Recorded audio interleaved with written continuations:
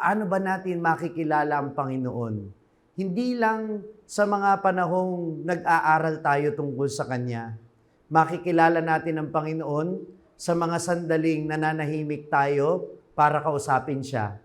Sa mga panahong nagdadasal tayo, sa mga panahon tayo'y nagsisimba ng taimtim, sa mga panahong tinatanong natin Siya, sa mga panahong idinadaing natin sa Kanya ang ating mga problema, doon natin Siya nakikilala. It is also in unlikely and unfamiliar places that we encounter the Lord. It is in moments of despair, in moments of darkness, that we recognize the Lord even more.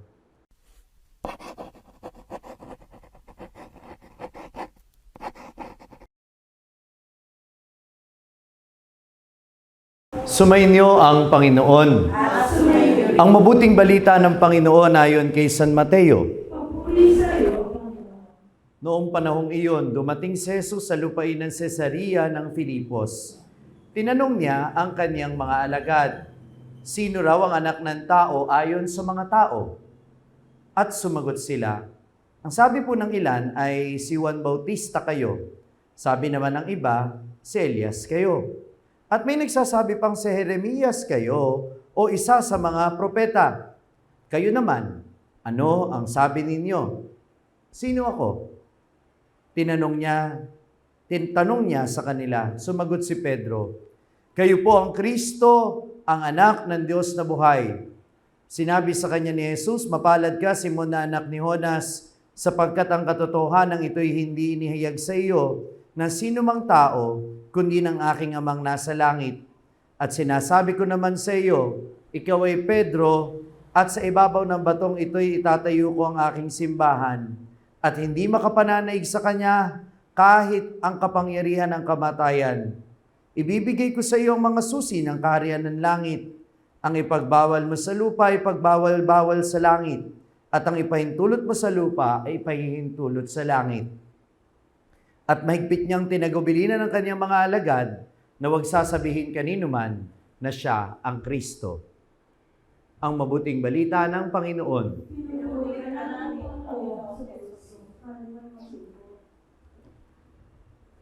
Magandang gabi po sa inyong lahat.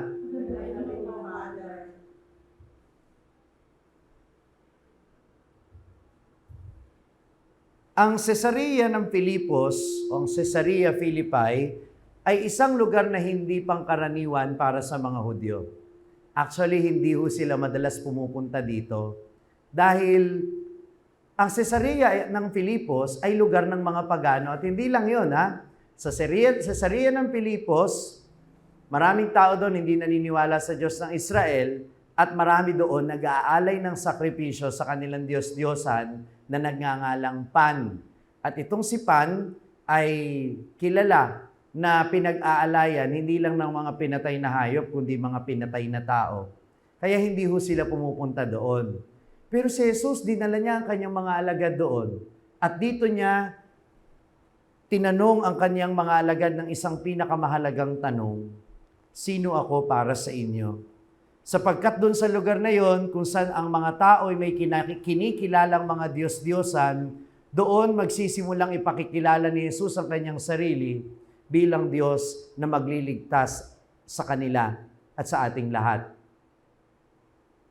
Ang sagot ni Pedro, kayo po ang Kristo, ang anak ng Diyos na buhay, ay siyang pundasyon ng ating pananampalataya. The confession of Peter is the foundation of our faith. Hinirang lamang siya bilang pinuno ng simbahan, pinagkaloob sa kanyang susi ang kapangyarihan, hindi dahil sa kanyang kwalifikasyon. Hindi ho siya mayaman, hindi siya matalino, hindi siya magaling. Pero dahil hinayaan niya na ang karunungan ng Diyos na nabatid niya ay ipahayag ng kanyang bibig at ang kanyang pananampalatayang ipinahayag, dahil sa pananampalatayang kanyang ipinahayag, ay pinagkatiwalaan siya na maging pinuno ng simbahan. Kaya, minamahal ko mga kapatid, kahit sa isang lugar na hindi pangkaraniwan at siguro ay hindi inaakalang pupuntahan nila, doon mas naging malinaw sa kanila kung sino si Jesus. Doon, mas nakilala nila kung sino talaga si Jesus. At siguro, ito din ang tanong sa atin. Gaano ba natin kakilala ang Panginoon? Tinatanong niya tayo, hindi lang sa mga sandali na marami tayong nalalaman tungkol sa Kanya. Kasi madali pong maraming malaman tungkol kay Jesus. Magbasa ka ng libro, may malalaman ka tungkol kay Jesus. Makinig ka ng Bible study, may malalaman ka tungkol kay Jesus. Kagaya ng pagkakilala natin sa mga tao, di ba? O, siguro nga, baka mas kilala pa ninyo yung paborito ninyong artista kaysa sa pagkakilala natin kay Jesus. Pero itong kilala ninyong artista, hulaan ko, marami kayong alam tungkol sa kanila. Tama o mali? Baka pati paborito nilang ulam, alam ninyo, paboritong kulay, paboritong libro, paboritong damit, o kung ano man ang mga hilig nila sa buhay, paborito nilang puntahan, may alam kayo tungkol sa kanila. Pero ibig sabihin ba nun ay kilala talaga ninyo sila? Hindi. Because knowledge of a person presupposes relationship. Para sa lengguwahe ng Biblia, ang pagkilala sa isang tao ay nangangahulugan ng malalim na ugnayan sa kanya. Kaya nga sa mahal na birhen, di ba, nung binati siya ng anghel, ikaw ay maglilihi at manganganak ng isang lalaki. Anong tanong ni Mama Mary? Paano mangyayari ito? I know no man, sabi sa Ingles. Wala akong kilalang lalaki. Pero ang ibig sabihin, hindi naman totoo, wala siyang kilalang lalaki. Ang ibig sabihin ng I know no man ay wala akong karelasyong lalaki. Dahil ang pagkilala sa isang tao ay nangangahulugan ng malalim na ugnayan mo sa taong ito. Kaya si Jesus, ito yung kanyang tanong sa mga alagad, matapos nilang masaksihan ang kanyang himala ng pagpaparami ng tinapay. Nang si Pedro ay sandaling makalakad sa tubig at nakita nila ang Panginoon na pinatigil ang ulan at ang hangin. Nakita nila kung paano pinatawad ni Jesus ang mga makasalanan, pinagaling ang mga may sakit. Ngayon, tinatanong sila ni Jesus, matapos niyong makita lahat ng ito, matapos niyong maranasang kasama ninyo ako, sino na ako para sa inyo? Minamahal ko mga kapatid, paano ba natin makikilala ang Panginoon? Hindi lang sa mga panahong nag-aaral tayo tungkol sa Kanya. Makikilala natin ang Panginoon sa mga sandaling nananahimik tayo para kausapin Siya.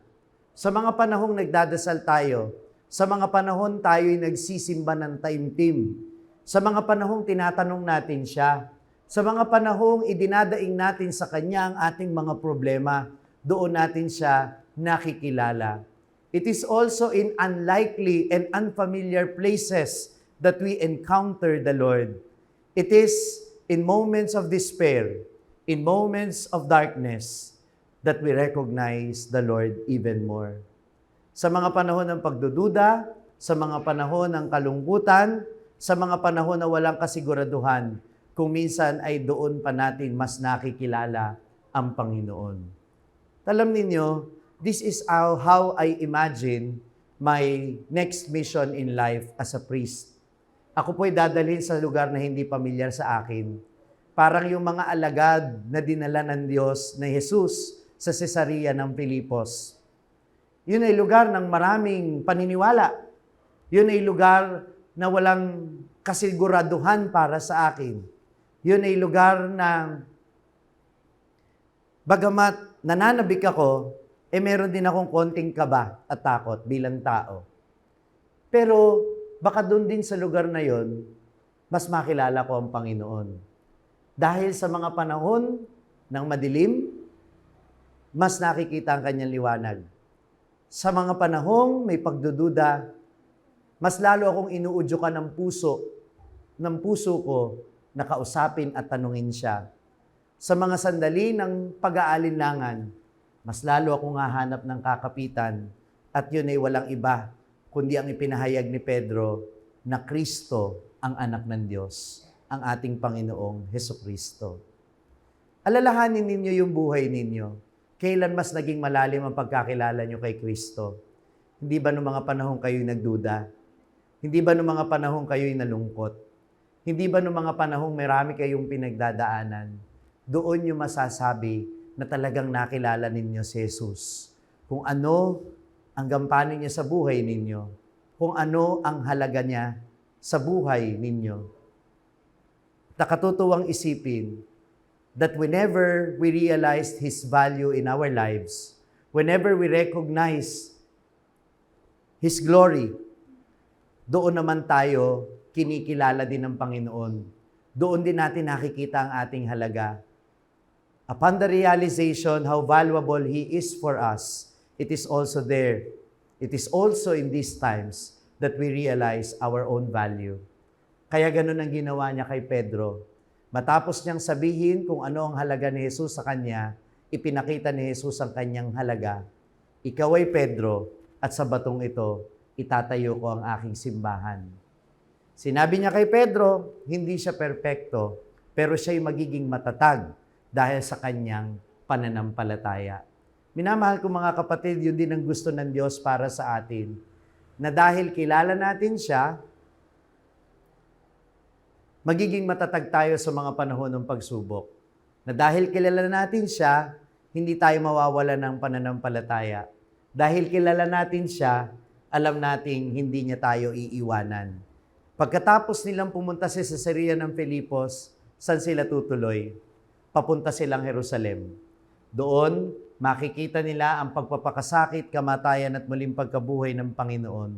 Doon, marami silang mga bagay na hindi maiintindihan. Kaya nga noong sabi ni Jesus sa pagwawakas ng Ebanghelyo ngayon, huwag niyo munang sasabihin sa iba na ako ang Kristo. Huwag niyo munang sasabihin sa iba sapagkat hindi niyo pa rin masyadong naiintindihan.